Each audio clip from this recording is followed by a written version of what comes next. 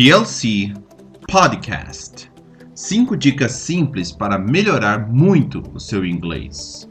Hi guys, how you doing? Oi pessoal, como vocês estão? This is Arlie from BLC Podcast. Aqui quem fala é o Arlie da BLC Podcast. E hoje nós aprenderemos, eu vou dar 5 dicas de como melhorar muito o seu inglês. São dicas simples, porém são alguns macetes que com certeza te ajudarão muito a compreender a língua inglesa e a dominá-la melhor em alguns aspectos de sua estrutura interna. Ok? Vamos lá? O primeiro tema, pessoal, a primeira dica, na verdade, será em relação ao Connected Speech. O que seria o Connected Speech? Basicamente, é a relação de pronúncia entre as palavras, como que elas se conectam dentro de um discurso. Nós chamamos de Connected Speech. Por quê? Um nativo de qualquer idioma, seja de português, espanhol, francês, italiano, alemão, ele não pronuncia as palavras de forma isolada, de forma singular. Todos nós, falantes de línguas, quando nós somos nativos, tendemos a ter uma pronúncia mais simplificada, mais reduzida. Acredito que este seja o termo mais adequado. O que isso significa? A junção entre as palavras durante um discurso faz com que a nossa comunicação aconteça de forma mais natural. Em inglês, nós damos a isso o nome de Connected Speech. Alguns exemplos que nós temos aqui: a cup of coffee. A cup of coffee, a cup of coffee, a cup of coffee. Eu não pronuncio a cup of coffee. Ninguém pronuncia assim, pessoal. Nós precisamos nos comunicar da forma mais natural possível. E o elemento essencial para isso é o Connected Speech. Então nós dizemos a cup of coffee. Where do you live? Where do you live? Quando nós estamos aprendendo o idioma, tendemos a pronunciar palavra por palavra. Where do you live? A cup of coffee, não a cup of coffee ou where do you live. Tudo bem, pessoal, quando nós estamos aprendendo, isso é parte do processo de aprendizado, é o estágio do aprendizado. Porém, à medida que nós vamos tendo mais contato com a língua e vamos nos familiarizando com ela, consequentemente, o nosso nível de Connected Speech, tanto na nossa fala quanto na compreensão, vai aumentando. Obviamente, isso acontecerá com muita prática, muito estudo, muita dedicação e muito comprometimento por parte de vocês, ok? Vamos a mais alguns exemplos aqui. What do you need? What do you need? Estou aprendendo inglês. What do you need? No problem. Porém, what do you need? Connected speech. What do you need? Where's your family from? Where's your family from? Estou aprendendo. Where's your family from? No problem. Porém, em Connected Speech, where's your family from? When are you coming? When are you coming? Perceberam? Nós tendemos a falar, à medida que estamos aprendendo. When are you coming? Já usando Connected Speech, um nível de comunicação mais elevado. When are you coming? When are you coming? No próximo exemplo, there is a high level of emotion here. There is a high level of emotion here. Perceberam? Eu vou conectando.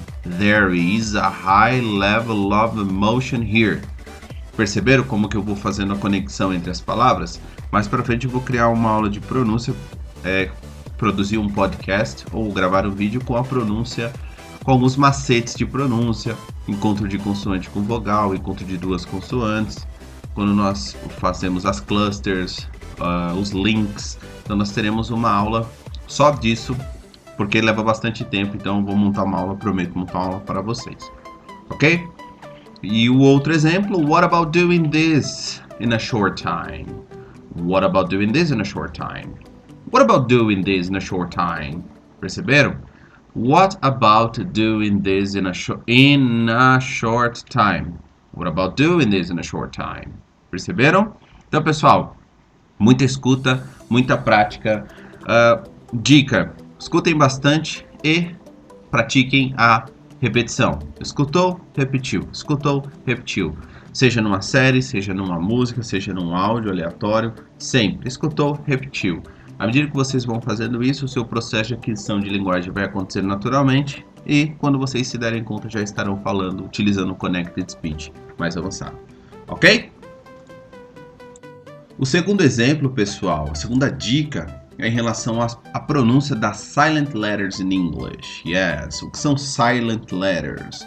São letras que fazem parte, que compõem palavras, porém não são pronunciadas.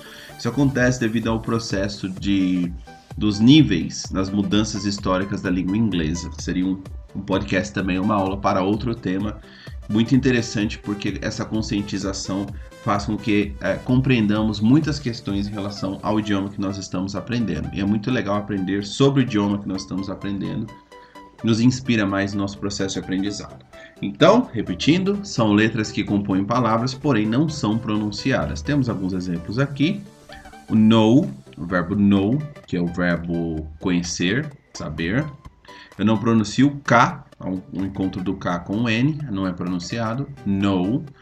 Ou knowledge, de conhecimento, também a palavra conhecimento. Knowledge, que é derivada de know. Okay? Ou none, que é conhecido, quando eu coloco o N no final, significa conhecido. Então, é o exemplo no qual nós não pronunciamos. Sempre que o K encontrar a letra N, temos outro exemplo que é o verbo knit. K-N-I-T. Knit, que é o verbo costurar. Mesma lógica, não é knit, é knit. Ok? Outro exemplo é a palavra sandwich. Podem perceber que o D compõe a palavra, porém não é pronunciado. Sandwich, sandwich, ok? Então nós temos um outro exemplo de silent letter, ok? Outro exemplo, island, island. O outro exemplo de silent letter. Mais um exemplo, aisle, aisle. Eu escrevo aisle, porém pronuncio aisle. Que significa fila, aquele corredor do avião, por exemplo. Nós dizemos aisle. E o verbo escutar, listen. Listen, que é o verbo escutar. Ok? Eu preparei uma aula muito bacana, vou deixar no link dos comentários, aqui embaixo, no link da descrição, desculpa. Vou colocar lá uma aula que eu fiz só sobre silent letters, pedi para vocês acessarem. Vão curtir muito e aprender muito. Muito bacana essa aula, então vou pedir para vocês acessarem, de modo que vocês possam conhecer mais a fundo as silent letters. Então, a dica é palavras que possuem letras que não são pronunciadas. Quanto mais cientes estivermos disso e quanto mais exercícios, atividades fizermos em relação a isso, mais aprenderemos, mais dominaremos as silent letters. Por isso que eu deixarei a aula aqui gratuita, lembrando gratuita, na descrição, o link para que vocês possam acessar essa aula e conhecer mais sobre as silent letters in English, ok? Vamos agora à nossa terceira dica, false friends. O que seriam os false friends? Os conhecidos como falsos amigos. Basicamente são palavras que em português parecem uma coisa, porém em inglês o significado é outra coisa, ok? Também eu tenho uma aula, um artigo que eu escrevi sobre as false friends. Eu vou deixar aqui também o link na descrição. Porque aqui no podcast a gente está trazendo mais as dicas e a conscientização para vocês. Porém, se vocês quiserem se aprofundar mais nos temas, vou deixar a aula lá, como eu falei anteriormente, das silent letters, e agora também vou deixar o artigo que eu escrevi sobre os false friends. Então vou deixar na descrição de modo que vocês possam acessar, ok? Quem estiver escutando também pelo Instagram, acessem nosso canal no YouTube, o podcast estará lá com as aulas com link na descrição, ok? Também deixarei disponível no Instagram de modo que vocês possam acessar. Então vamos a alguns exemplos das false friends. A palavra actual parece atual em português, mas significa current. Current. Ou seja, a palavra actual em inglês significa, na verdade, no sentido de algo verdadeiro, não algo atual, mas algo que seja verdade, verdadeiro, quando você quer confirmar algo. E o current, que significa algo atual.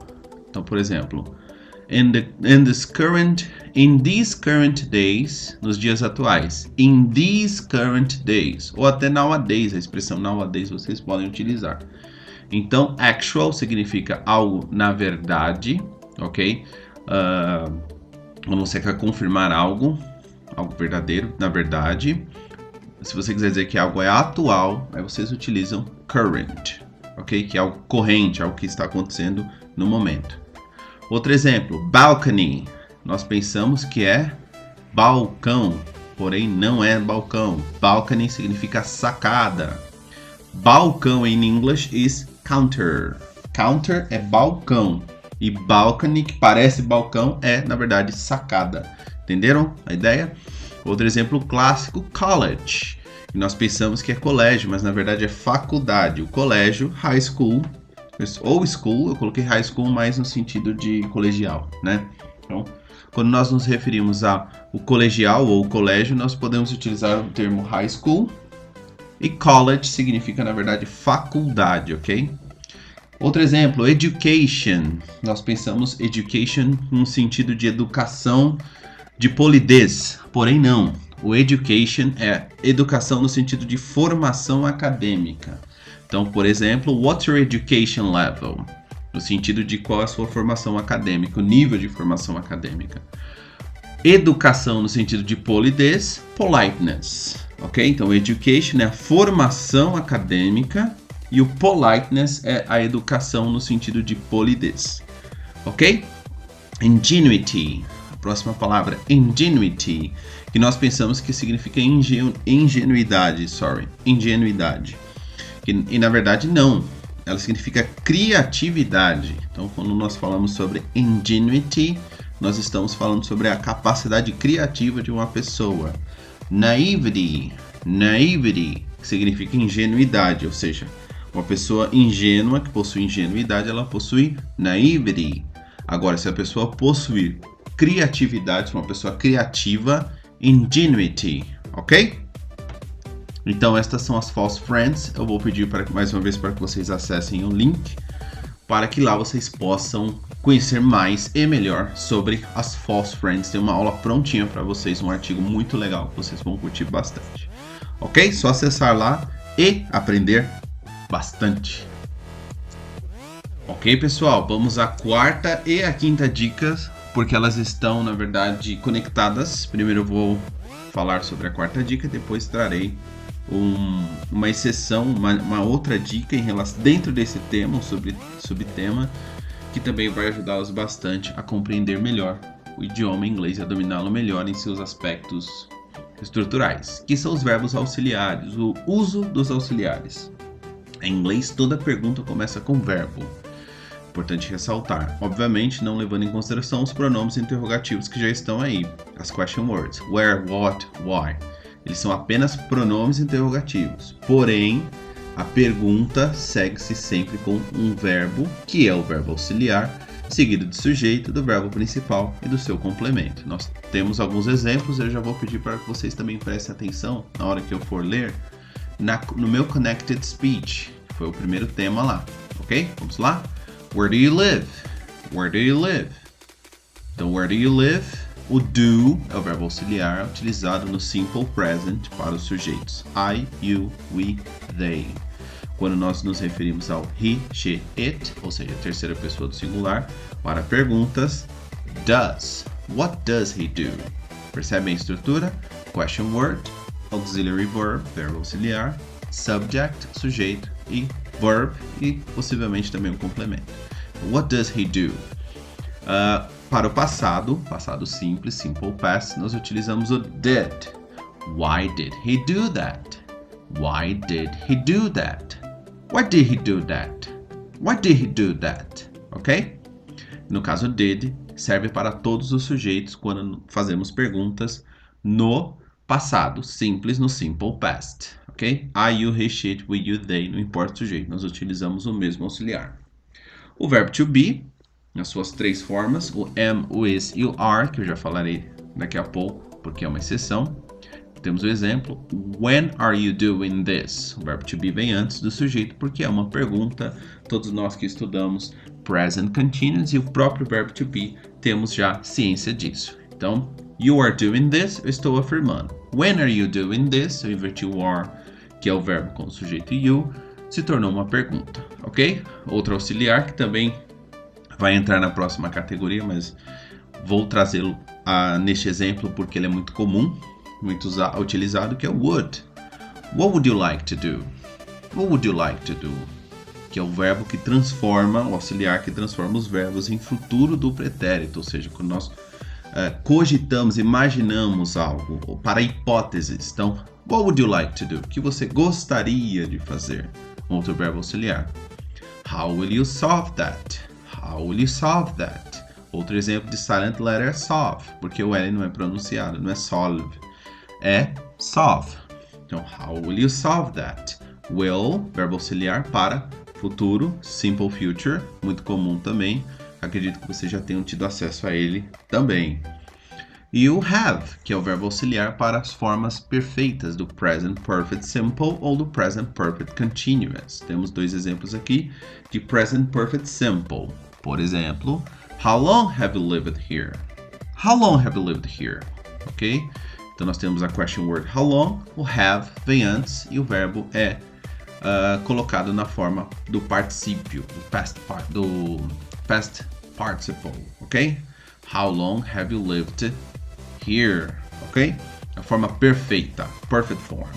E how many books has he read lately? Lembrando que o auxiliar have serve a mesma lógica do do e do does. I, you, we, they have. He, she, it has. How many books has he read lately? O verbo read na forma perfeita se torna read. Ele não muda a escrita, porém muda a pronúncia. Se torna red, igual a cor vermelha. How many books has he read? Então, em todos os exemplos que nós temos aqui, o auxiliar é utilizado para fazer perguntas. O do, o does no simple present, o did no simple past, o verb to be, que pode ser no present continuous, pode ser também no future com going to. Quem já estudou future tem essa consciência da comparação com will. O would, que transforma os verbos no futuro do pretérito. Gostaria. I would do, eu faria. I would go, eu iria. Ok? Então, outro exemplo clássico aí. Nós temos também o will, verbo auxiliar para o futuro simples. Will. O have e o has são dois verbos auxiliares utilizados para as formas do present perfect simple e do present perfect continuous. São dois verbos auxiliares, lembrando que o he, she, it nós utilizamos o has, para os outros o have, ok?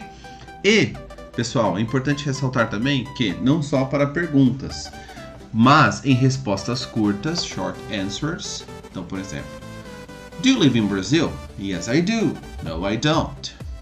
Does he speak French? Yes, he does. No, he doesn't. Did he go to the party? Yes, he did. No, he didn't. Are you a happy person? Yes, I am. No, I am not.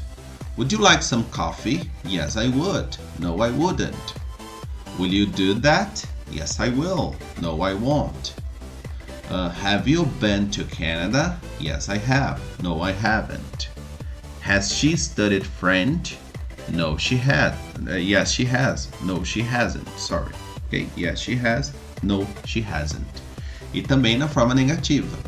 You don't live here. He doesn't do that. He didn't do that. You aren't doing this. You wouldn't do that. You won't solve that. You haven't lived here. She or he hasn't read this book lately. Nas formas negativas, nós temos, só ressaltando, don't, doesn't, didn't, aren't, isn't e am not, no verbo to be, wouldn't, won't, haven't, hasn't, ok? Então, o uso dos auxiliares é fundamental para que possamos dominar a língua inglesa e já entraremos, vou aproveitar para entrar nas exceções, que todos esses são verbos auxiliares. Eu coloquei will e would, porque são muito utilizados. Porém, nós temos o verbo to be, que é o primeiro verbo que nós estudamos em inglês, e os verbos modais nós temos, que são may, might, ought to, should, must, can, could, had better, shall. O will e o would também são, mas como eu já coloquei na outra categoria, não vou trazê-los para cá, são verbos autossuficientes, ou seja, eu não preciso de um auxiliar para eles. Eles mesmos podem ser utilizados para ter as 3 formas: pergunta, afirmação e negação. Exemplo, verbo to be, I am I, I'm not. Podem perceber que eu não coloco nenhum verbo auxiliar para ele, porque ele é autossuficiente. Basicamente eu inverto ou coloco not junto ao verbo e posso contrair para criar a forma negativa. You are you, you aren't. He is he isn't. Podem perceber a mesma lógica com os verbos modais. Porém, pessoal, nem todos os verbos modais nós temos o costume de colocar em perguntas. Então, o may é comum, o should é comum, o can, o could e o shall. O must, o ought to e o had better não são verbos comuns em perguntas. Todos possuem forma negativa, porém esses que eu citei, o ought to, had better e o must, não são comuns em perguntas. Depois eu vou trazer uma aula só de verbos modais para mostrar como que nós podemos transformá-los, adaptá-los a perguntas. É algo bem simples que vocês vão curtir bastante. Em breve trarei um podcast com este tema, ok? Eles possuem suas formas negativas. Como eles têm uma própria estrutura, como eu falei anteriormente, só colocar o not. May not, que vira mayn't. O might, que vira might not, que vira mightn't. O ought to, que vira oughtn't. O should, que vira shouldn't. O must, que vira mustn't. Podem perceber que o T também virou silent letter, na forma negativa. O can vira can't, cannot, né? O could vira couldn't. O had better vira hadn't better. Eu nego had, as had plus not, hadn't better. E o shall vira shan't, shan't. Como eu disse, perguntas. May I come in? Should I stay or should I go? Can I call you? Could I talk to you? Shall we go? Ok? Então, na forma interrogativa, como eu disse, esses verbos são autossuficientes. Eles não precisam lá do do, do does, do did, porque eles por si próprios já podem ser utilizados na forma afirmativa, interrogativa e negativa. Ok, pessoal? Espero que vocês tenham curtido este podcast. Não deixem de fazer o download no nosso aplicativo gratuito. Nós possuímos vários recursos gratuitos. Vocês podem acompanhar o nosso podcast pelo aplicativo de forma gratuita. Temos também o nosso curso de língua portuguesa para você que deseja melhorar os seus conhecimentos em seu próprio idioma. Nós temos lá um curso gratuito preparado para você, de modo que você que queira passar em um concurso público ou consiga se comunicar melhor, com mais confiança, nós temos este recurso em nosso aplicativo, ok? Por enquanto disponível para Android. E também nós temos lá inglês, espanhol, francês e italiano, também além do português. Então, para aqueles que quiserem assinar o prêmio Premium, que custa apenas R$70, poderá acessar todos os cursos de forma vitalícia. Então, pessoal, compensa muito, é um belo investimento. Com certeza nós estamos trazendo sempre o melhor para que vocês possam aprender também da melhor maneira possível. Ok? Muito obrigado por escutarem este podcast. Estaremos em breve com o próximo. Bye bye!